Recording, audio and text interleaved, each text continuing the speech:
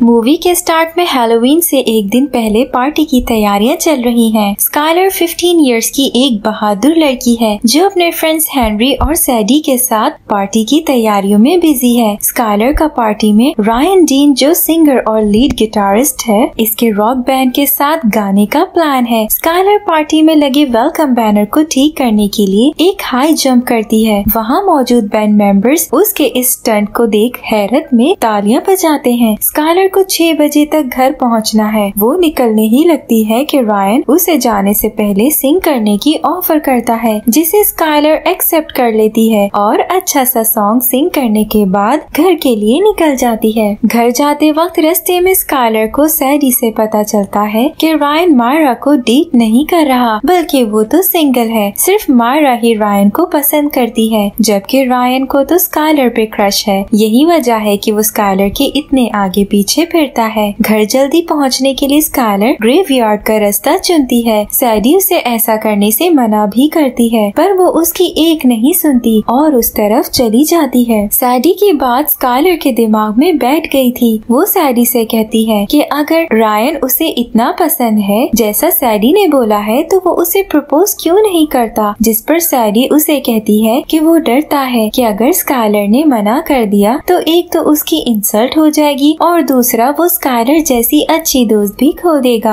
अचानक सीन्स एक अजीब से मॉन्स्टर की तरह के क्रीचर पे शिफ्ट होते हैं जो इन्हें फॉलो करने लगता है और ऐसा करते करते वो एक दीवार से टकरा के गिर जाता है। इन दोनों के ग्रेवयार्ड से निकलने के बाद दो लोग आगे उस मॉन्स्टर को एक डिवाइस की मदद से काबू कर लेते हैं और सोचते हैं कि इस साल हैलोवीन बहुत अलग होने वाला है। नेक्स्ट मॉर्निंग ब्रेकफास्ट करते हुए स्काइलर को उसकी मदर जूली से पता चलता है कि उसके पेरेंट्स रात किसी मीटिंग के लिए जा रहे हैं, जिसकी वजह से उसे आज रात घर में अकेला रहना होगा। स्काइलर अपनी मदर को बताती है कि उसने तो रात दोस्तों के साथ पार्टी में जाना है, पर उसकी मदर उसे इजाजत नहीं देती। ये देखते हुए स्काइलर अपने फादर स्टीव के पास जाती है, जो कि लैब में काम कर रहे थे, और उनसे पार्टी में जाने की इजाजत ले लेती है। पर उस बेचारी की खुशी बस 2 मिनट की ही थी। जूलिया वहाँ आके स्टीव को याद करवाती है कि वो अभी 16 की नहीं हुई है, इसलिए वो लेट नाइट पार्टीज पे नहीं जा सकती। स्काइलर को ये सुन के बहुत गुस्सा आता है और वो कोई भी दूसरी बात किए बगैर वहाँ से चली जाती है। स्काइलर के लैब से जाने के बाद हम देखते हैं कि स्टीव के पास वही डिवाइस पड़ा है जो ग्रेवयार्ड में उन दो लोगों ने मॉन्स्टर को पकड़ने के लिए यूज किया था, जिसका ये मतलब है कि स्टीव का उन मॉन्स्टर से कोई लिंक है, जो हमें आगे पता चलेगा। फिर स्टीव अपने साथ काम करने वाली एक आदमी कॉप के साथ एक मशीन के आगे खड़ा नजर आता है जो एकदम हिलने लगती है, पर उन दोनों को इसकी वजह समझ नहीं आती है। स्कूल में स्काइलर मायूस हुई अपने दोस्तों को बताती है कि उसके पेरेंट्स उसे रात पार्टी में आने की इजाजत नहीं दे रहे हैं। उसके दौरान रायन वहाँ आ जाता है, जो पार्टी को लेके बहुत एक्साइटेड होता है। उसे यकीन भी नहीं आ रहा था कि उसके डैड ने इन्हें मैक्वेरी मैंशन में पार्टी करने की इजाजत दे दी है, क्योंकि बहुत टाइम से कोई भी उस मैंशन के पास नहीं गया है। वो बिल्कुल खाली पड़ा है। उसी मैंशन को हॉन्टेड कह के बंद कर दिया गया था। ऐसा कहा जाता है कि मैंशन का ओनर अपना ज़हनी तवाज़ुन खो बैठा था और उसने खुद को मैंशन में बंद कर दिया। ऐसा समझा जाता है कि उसकी रूह अभी भी वहीं है। तभी मायरा वहाँ आके रायन को गेस्ट की लिस्ट पूरी करने को कहती है। रायन उसे इग्नोर करते हुए स्काइलर से बात करने लगता है, जो मायरा को बिल्कुल पसंद नहीं आता, और वो स्काइलर को वार्न करती है कि वो रायन से दूर रहे, वरना वो उसकी जिंदगी जहन्नुम बना देगी। पर स्काइलर भी रायन की तरह उसे सीरियस नहीं लेती है। रायन, मायरा और इनका फ्रेंड पार्टी के वेन्यू पहुंचते हैं। वहाँ मायरा हैलोवीन की पार्टी का बैनर स्काइलर की तरह जंप करके ठीक करने लगती है। रायन इसे ऐसा करने से मना भी करता है, लेकिन मायरा जिद करती है और जंप करते हुए स्टेयर से नीचे गिर जाती है, जिसकी वजह से वो काफी जख्मी हो जाती है। नेक्स्ट सीन्स में रायन स्काइलर से मिलके उसे मायरा के जख्मी होने का बताता है। अब जैसा कि उनके बैंड के पास कोई सिंगर नहीं है, तो रायन रात पार्टी में स्काइलर को गाने के लिए कहता है, जिसे वो खुशी खुशी एक्सेप्ट कर लेती है और पार्टी के लिए तैयार होने घर चली जाती है। घर की पिछली तरफ से स्टीव लैब में एक बैग के साथ एंटर होता है। स्टीव कॉप से कहता है मशीन में कुछ अजीब हो रहा है। हम देखते हैं मशीन में मॉन्स्टर की जगह एक औरत की शक्ल नजर आती है। स्टीव कॉप से कहता है आज रात वो स्काइलर पर नजर रखे ताकि वो घर से बाहर ना जाए। आज रात बाहर जाना उसके लिए खतरनाक हो सकता है। स्टीव अपने बैग में एक डिवाइस रखता है और वहाँ से चला जाता है। जूली और स्टीव घर पर एक अलार्म लॉक लगा देते हैं ताकि स्काइलर बाहर ना निकल सके। स्काइलर ये देख के चिढ़ जाती है। वो अपने दोस्तों को कॉल करके बता देती है कि उसके पेरेंट्स ने उसे पार्टी पे जाने से रोकने के लिए घर पे अलार्म लगा दिया, लेकिन वो घर की लाइट्स बंद करके निकल आएगी। जब वो लाइट्स ऑफ करने जाती है तो कॉब उसे रोकता भी है, लेकिन स्काइलर उसकी एक नहीं सुनती और लाइट्स ऑफ कर देती है, जिसकी वजह से मशीन भी बंद हो जाती है। उसके अंदर बंद हुआ अजीब सा मॉन्स्टर खुद को आजाद करवाते बाहर आ जाता है। ये देख वो सब शॉक में चले जाते हैं। उतनी देर में स्काइलर के दोस्त भी वहाँ आ जाते हैं और खुद को कोसते ही हैं कि काश वो पार्टी में ही चले गए होते। वो डेमाटा नामी मॉन्स्टर अपने साथ दो और मॉन्स्टर्स थियोडोसिया और बॉब को लिए अपने हंटर्स को मारने के लिए निकल जाती है, जो कि और कोई नहीं बल्कि स्काइलर के पेरेंट्स स्टीव और जूलिया हैं। नेक्स्ट सीन में हम देखते हैं तीनों मॉन्स्टर एक ब्रिज पर खड़े हैं। डेमाटा कहती है 15 इयर्स के बाद आजाद होकर कैसा लगता है, तुम सोच भी नहीं सकते। डेमाटा स्काइलर और इसके खानदान की किस्मत को हमेशा के लिए बदलने के लिए निकल गई थी। डेमाटा के साथ बहुत से मॉन्स्टर्स आजाद हो जाते हैं। स्टीव और जूली को एक मॉन्स्टर पकड़ते हुए 15 साल पुराना प्लाज्मा नजर आता है। इधर स्काइलर पर रिवील होता है कि उसके पेरेंट्स प्लांट्स की सर्च का काम नहीं करते, बल्कि वो तो मॉन्स्टर हंटर्स हैं और स्काइलर मॉन्स्टर हंटर्स की 5वीं नस्ल है। कॉब को स्काइलर के पेरेंट्स का फोन आता है, जिस पर वो कॉब से वहाँ की सिचुएशन पूछते हैं। ये जानने पर मॉन्स्टर आजाद हो गए हैं। वो दोनों अपनी बेटी के लिए परेशान हो जाते हैं। जूली स्काइलर से कहती है कॉब उसे जैसा कहेगा अब वो बिल्कुल वैसा ही करे। इससे पहले मजीद कोई बात होती कॉल डिस्कनेक्ट हो जाती है। स्टीव और जूली मॉन्स्टर्स को पकड़ने वैन से बाहर आते हैं। इधर स्काइलर कॉब को पूछती है कि वो खौफ क्यों महसूस कर रही है। कॉब इसे बताता है कि डेमाटा ऐसी मॉन्स्टर है जो खौफ फैलाती है। जब तक डेमाटा कैद थी इसका खौफ भी कैद था, अब जबकि वो आजाद है इसलिए इसका खौफ भी आजाद है। वो मजीद बताता है कि स्काइलर के ग्रैंडफादर भी मॉन्स्टर हंटर थे। उन्होंने अपनी सारी जिंदगी डेमाटा को कैद करके रखा, लेकिन आखिर में डेमाटा को कैद रखते रखते उनकी बॉडी बहुत वीक हो गई और इस बात का फायदा उठा के डेमाटा आजाद हो गई। डेमाटा स्काइलर को अपने काबू में करना चाहती है। उसे डेमाटा से बचाने के लिए स्टीव ने उसके ग्रैंडफादर के टूल यूज किए और डेमाटा को फिर से कैद कर दिया। स्काइलर इस सब के बावजूद भी रायन की पार्टी में जाना चाहती थी। ये देख कॉब उसे कहता है इसके पीछे मॉन्स्टर है तो इसे फायर पावर की जरूरत होगी। वो इन तीनों को लैब में लेकर जाता है और इन्हें कुछ मॉन्स्टर हंटिंग की इंस्ट्रूमेंट्स के बारे में बताता है और स्काइलर को इसके फ्रेंड्स को इसकी हिफाजत के लिए कुछ इंस्ट्रूमेंट्स देता है। स्टीव और जूली एक बिल्डिंग में होते हैं जहाँ इन्हें स्काइलर की आवाजें आती जैसे वो मदद के लिए पुकार रही हो, लेकिन जब वो बिल्डिंग के अंदर पहुँचते हैं तो पता चलता है ये डेमाटा है जो स्काइलर की आवाजें निकाल रही है। डेमाटा के मॉन्स्टर स्टीव और जूली को इनकी डिवाइसेस के जरिए इन्हें ही पकड़ लेते हैं। स्काइलर, हेनरी और सैडी एक जंगल में होते हैं। अचानक इन्हें कुछ आवाजें आती हैं। जंगल के ट्रीज मॉन्स्टर्स बन जाते हैं और इनके पीछे भागने लगते हैं। स्काइलर मॉन्स्टर हंटिंग इंस्ट्रूमेंट से मॉन्स्टर को खत्म कर देती है। हेनरी भागते हुए कॉब से मदद मांगता है, जो कि इन्हें कॉब एक कंप्यूटर से देख रहा है, लेकिन अचानक कंप्यूटर काम करना छोड़ देता है। अब हेनरी के बिल्कुल ऊपर एक मॉन्स्टर होता है। स्काइलर और सैडी हेनरी को ढूंढते हुए इसके पास पहुंचते हैं। कॉब भी वहां पहुंचता है। स्काइलर हेनरी को ऐसे फ्रीज हुए देख परेशान हो जाती है, जिस पर कॉब बताता है कि हेनरी ऐसे मॉन्स्टर अचानक देख लेने की वजह से डर के फ्रीज हो गया है। सैडी कॉब से पूछती है क्या वो इसे ठीक कर सकती है। कॉब कहता है कि हमें इसे लैब में लेके जाना होगा। जूली और स्टीव एक हॉन्टेड मैंशन के कमरे में कैद नजर आते हैं। वो जगह स्काइलर के ग्रैंडफादर की ओल्ड लैब है। स्टीव और जूली सोच ही रहे होते हैं कि आगे अब क्या होगा। तभी डेमाटा वहाँ आके उन्हें डराने की कोशिश करती है, पर ये इतना आसान नहीं था क्योंकि जूली और स्टीव का काम ही मॉन्स्टर्स को पकड़ना था। ये देख डेमाटा उन्हें कहती है कि जब वो उनकी बेटी को ले जाएगी तब वो दोनों जरूर डरेंगे। ये सुन के उन दोनों के फेस पे जो परेशानी आती है वो देख डेमाटा को बहुत सुकून मिलता है। डेमाटा के पावर्स में से एक पावर ये भी है कि वो किसी की भी बॉडी में जाके उसे कंट्रोल कर सकती है। अपनी इस पावर का यूज करते हुए डेमाटा मायरा की बॉडी में चली जाती है। अब मायरा को अपने काबू में किए वो पार्टी में चली जाती है ताकि स्काइलर को पकड़ सके। वहाँ पहुँच के वो स्काइलर को सिंग करते देखती है, जिस पर वो उसकी सबके सामने बहुत इंसल्ट करती है और माइक लेके खुद सिंग करना शुरू कर देती है। ये सब स्काइलर को बहुत अपसेट कर देता है और वो सबसे छुपते किचन में चली जाती है। सैडी जब स्काइलर के पास जाती है तो मॉन्स्टर डिटेक्टिव मशीन देखने पर वो दोनों परेशान हो जाती हैं। स्काइलर तो वहाँ से जाने की बात करती है, पर सैडी उसे मॉन्स्टर से फाइट के लिए मना लेती है। इधर लैब में कॉब हेनरी को ठीक करने के लिए उसे शॉक देता है और हेनरी ठीक हो जाता है। सैडी और स्काइलर अपने फ्रेंड जोश से टकराती हैं। स्काइलर नोटिस करती है कि जोश के पाँव नहीं है। अचानक जोश की गर्दन घूमने लगती है और वो एक मॉन्स्टर बन जाता है। वो दोनों चीखते हुए उस पर हमला करती हैं और बिल आखिर उसे पकड़ लेती है। स्काइलर कॉब को कॉल करके बताती है कि उन्होंने एक मॉन्स्टर पकड़ लिया है, लेकिन पार्टी में और भी बहुत से मॉन्स्टर्स हैं। इन्हें उन सबको पकड़ना होगा। इस पर कॉब उनकी हेल्प के लिए हेनरी को पार्टी में भेज देता है। डेमाटा मायरा की बॉडी छोड़ देती है, जिस पर मायरा खौफ से एक बार फिर स्टेयर से नीचे गिर जाती है। सैडी और स्काइलर मायरा के पास पहुंचते हैं तो मायरा इन्हें सब बताती है कि कैसे डेमाटा ने इसकी बॉडी को यूज किया है। स्काइलर ये जान के ऊपर पार्टी में लोगों को बचाने भागती है। पार्टी में मॉन्स्टर सब तबाह करना शुरू हो जाते हैं। इधर हेनरी का एक बार फिर मॉन्स्टर बॉब से सामना होता है, लेकिन इस बार हेनरी अपने खौफ पर काबू पाते हुए बॉब पर हमला कर देता है, जिसके बाद पार्टी में स्काइलर के पास उसकी हेल्प के लिए जाता है। स्काइलर और सैडी मॉन्स्टर से मुकाबला करने के लिए एक प्लान बनाती हैं। स्काइलर रायन से उसका गिटार पकड़ने के लिए कहती है, लेकिन जैसे ही रायन गिटार पकड़ता है डेमाटा इसकी बॉडी में चली जाती है। सैडी थियोडोसिया से लड़ने की कोशिश कर रही होती है। इधर स्काइलर को पता चलता है कि डेमाटा रायन की बॉडी में है। वो रायन से कहती है कि उसे अपने खौफ को खत्म करना होगा और जो वो कहने से डरता है वो हिम्मत करके बोलना होगा। रायन अपनी पूरी हिम्मत करते हुए स्काइलर से अपने प्यार का इजहार कर देता है और उसे डेट पे ले जाने की बात करता है, जिस पर स्काइलर हाँ कर देती है और इस सब की वजह से डेमाटा रायन की बॉडी छोड़ देती है। स्काइलर और इसकी दोस्त पार्टी में डेमाटा से लड़ने की कोशिश कर रहे होते हैं, लेकिन ऐसा लगता है कि वो ऐसा करने के काबिल नहीं है। स्काइलर को एहसास होता है कि डेमाटा अभी इसके पेरेंट्स के खौफ की वजह से मजबूत है। स्काइलर मेंशन की रूफ पर जाती है। वहाँ वो देखती है कि डेमाटा ने इसके पेरेंट्स को हवा में पकड़ा हुआ है। स्काइलर अपने खौफ पर काबू पाते हुए डेमाटा से डील करती है कि वो इसे ले जाए और इसके पेरेंट्स को छोड़ दे। डेमाटा इसे मॉन्स्टर हंटर्स टूल छोड़ने का कहती है। स्काइलर सब टूल्स रूफ पर ही रख देती है। इसके फौरन बाद डेमाटा उसे कब्जे में ले लेती है। जैसे ही डेमाटा स्काइलर के पेरेंट्स को छोड़ती है, स्काइलर दीवार के पीछे खड़ी सैडी के हंटिंग गन से डेमाटा पे हमला कर देती है, लेकिन डेमाटा पे असर नहीं होता। वो अपनी ताकत से स्टीव और जूली को रूफ से ढकेल देती है, लेकिन वो रूफ पर लटक जाते हैं। सैडी और हेनरी मिलकर डेमाटा पर हमला करते हैं और स्काइलर अपने पेरेंट्स को बचाने के लिए रस्सी लेकर इनके पास जाने की कोशिश करती है। डेमाटा हवा में अपने 3 चेहरों के साथ इन पर हमला करने लगती है। स्काइलर, हेनरी और सैडी एक साथ डेमाटा के तीनों चेहरों पर हमला करते हैं और उसे कैद कर लेते हैं। स्काइलर अपने पेरेंट्स को भी बचा लेती है। लास्ट सीन्स में हम देखते हैं रायन और स्काइलर बैंड के साथ गाना गा रहे हैं। स्काइलर मायरा को अपने साथ गाने का कहती है। रायन, स्काइलर और मायरा एक साथ परफॉर्म करते हैं। सब लोग इनकी परफॉर्मेंस को बहुत पसंद करते हैं। यही मूवी एंड हो जाती है।